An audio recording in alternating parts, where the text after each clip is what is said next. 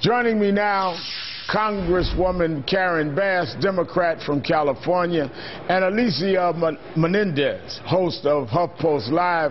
Thank you both for being here this evening. Thanks for having us on. Congresswoman, let me ask you, one of the men running for president profited from jobs that were sent overseas. Are we on uncharted territory here? Well, actually, I don't think we are. And, you know, and I think Romney has been pretty specific. He has said that he supports Paul Ryan's budget. He has said that the Arizona immigration law was a model. So I think he has been clear. It's just that he doesn't like to be pinned down in interviews sometimes. But if he supports the Paul Ryan budget, he believes in ending Medicare as we know it. That's very specific. Let me ask you something, Alicia. The treasurer of a major super pro-Romney super PAC was spotted in the lobby of the retreat this weekend. He just happened to be there. I guess he was just happened to be in the neighborhood out in Utah. His name is Charlie Spies, and he's treasurer of Restore Our Future, the super PAC that has raised $64 million for Romney.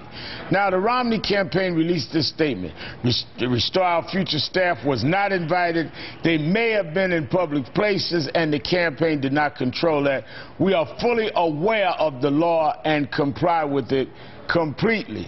The campaign did nothing illegal, but this doesn't raise some red flags. I mean, the fact is, super PACs are not supposed to be co-strategizing or planning with campaigns.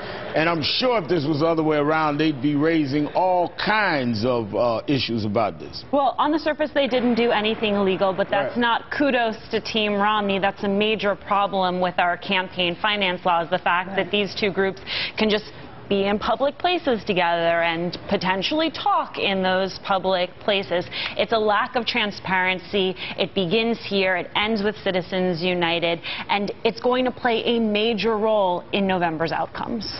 The Congresswoman said that Mr. Romney's been specific with support of the Ryan budget. Politico had a huge article, very long article this weekend I read, on Romney's unwillingness to take a stand on anything. It says, and let me quote this, it says, vague, general, or downright evasive policy prescriptions on some of the most important issues facing the country are becoming the rule for Romney. It goes on to say, Romney is remarkably candid, almost as though he's reading the stage directions about why he won't offer up details. He thinks it will undermine his chance to win. What does that mean? It means this guy does not like specifics. Listen, he went to Naleo, he gave this big speech about immigration, and somehow managed not to mention 11.5 million undocumented Americans who are potentially the most contentious element of our immigration debate. Similarly, he talks about all his deficit-busting measures without telling us how he's going to offset all of those cuts. There's a report out today from Senate Democrats saying most likely it will result in tax increases to middle-class families. The guy knows that if those details come out, they become unsavory to the general electorate. So the strategy, Congresswoman, is to don't be specific because you'll lose votes. I mean, when you look at how he's dodged issue after issue on Obama's immigration policy, he's promised to offer a long-term solution. What that solution is, who knows? There's no word if he supports the Paycheck Fairness Act. All he has said is that he supports pay equity, whatever that means. We don't know what he'll cut to balance the budget. He told the Weekly Standard that he's, quote, not going to give you a list right now. And as far as foreign policy goes, he won't apologize for America, whatever that means. So he's really trying to have it both ways, taking broad positions that appeals to his base, as you say, the Ryan plan, but when you get to specifics, even issues that come up daily, he kind of ducks, dodges, or hides. Well, actually, I think, Reverend, I mean, it's kind of back to that etch-a-sketch moment, because thank goodness for the primary. He was in a number of different debates. He took stances on plenty of issues. What this play is, which we know because we've seen it before, as soon as the primary ends, he's trying to move back toward the center. But we need to go back to all of those debates, back to the time when he made very clear positions. He called for resolving immigration by having the massive self-deportation of people, if you can even imagine that. You know, he was very clear in what he wanted to do when it was the primary. The day after the primary, when everybody else dropped out, that's when you had that Etch-a-Sketch happen. And now he's Mr. Vague. He doesn't want to be pinned down on anything. Well, thank goodness for video, because we can go back and capture his words and say to him, this is what you said this day. Now, have you changed your mind or what?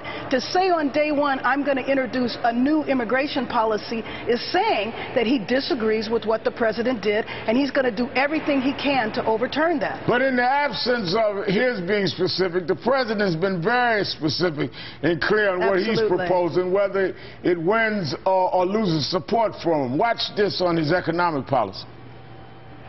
First of all, they promised to roll back all kinds of regulation on banks and polluters and insurance companies and oil companies. They also then want to add another $5 trillion in tax cuts on top of that, including a 25% tax cut for every millionaire in the country. Unfortunately, that is their entire economic plan. That's it.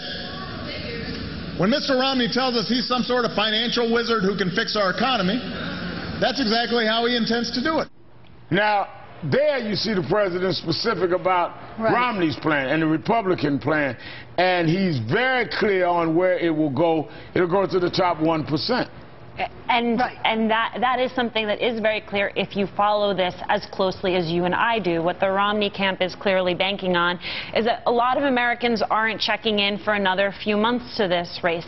They are very concerned about this economy, and they are desperate for leadership. And in the absence of real leadership, he is hoping to sell these platitudes. He's hoping to sell his experience as a businessman without anyone looking too specifically at what his experience in business is. So, but Congresswoman, at the same time, he's tried to play on the politics of envy and saying it's class warfare. But if we look at the facts, with all the talk that the GOP has about the president is stifling business, what we do know is corporate profits are high, at an all-time high. So clearly what the president has been doing has not hurt those that are at the top of these corporations. In fact, they're making more money than ever, while he's saying, but let us share and make sure that everyone is in a better place. Well, and you correctly point out that corporate profits are high. They're at the highest, and wages are at their lowest. Right. You know, maybe Romney's campaign slogan should be, trust me because I'm rich. Because basically that's the only thing that he's bringing to the table. If we look at the track record of Bain Capital, if we look at the communities that have been hurt, the jobs that have been lost, if that's what he wants to offer for the American people, I would say we're going to be a nation that's going to be in a great deal of pain should there be a Romney presidency. However, I'm convinced that won't be the case. Congresswoman Bass and Alicia Menendez, thank you both for joining me this evening.